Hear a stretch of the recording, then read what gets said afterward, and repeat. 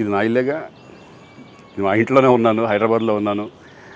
So నేను విన్నాను పొద్దున్నుంచి, నాకు ఫోన్లు రావడం జరిగింది. నేను కూడా వీడియో క్లిప్ చూశాను. మన మీడియా మిత్రులు చాలామంది నన్ను అడిగి క్లారిఫై చేసుకున్నారు. వాళ్ళ దాంట్లో రాలేదు నాకు తెలిసి. చాలా ఇట్లా శ్రీకాంత్ ఇలా బెంగళూరులో రేవ్ పార్టీకి వెళ్ళాడు, హేమ వెళ్ళింది, ఈ టైప్లో ఏవో వచ్చినాయి. నిజంగా నాకు నవ్వు వచ్చింది. ఇంట్లో వాళ్ళందరూ నవ్వుకున్నాం.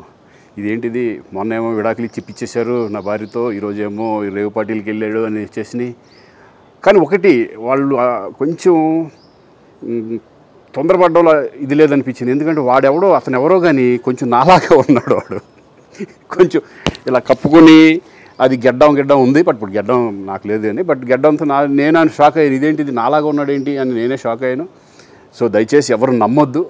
ఎందుకంటే రేవ్ పార్టీలకి వెళ్ళే కల్చర్ నాది కాదు, పబ్ కల్చర్ మనిషిని కాదు నేను. ఒక్కోసారి బర్త్డే పార్టీలకి వెళ్తాము, ఒకవేళ తెలియకుండా ఏదైనా వెళ్ళినా ఒక హాఫ్ అన్ అవర్ నుండి వచ్చేస్తాను తప్పితే అటువంటి ఏమీ లేదు. రేవ్ పార్టీ ఎలా ఉంటుందో కూడా నాకు తెలియదు. సో దయచేసి ఎవ్వరూ ఈ విషయాన్ని నమ్మొద్దు. హ్యాపీగా నేను హైదరాబాద్లో ఉన్నాను, మా ఇంట్లోనే. ఇప్పుడు మా ఇంట్లో నుంచే నేను ఇది చేస్తున్నాను.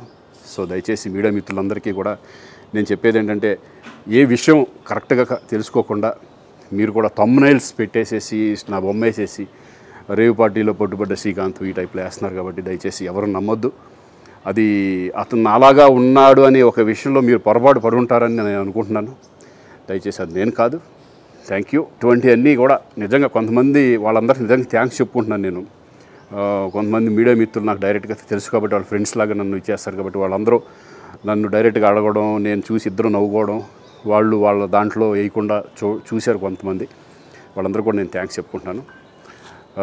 దయచేసి ఇవన్నీ నమ్మొద్దు.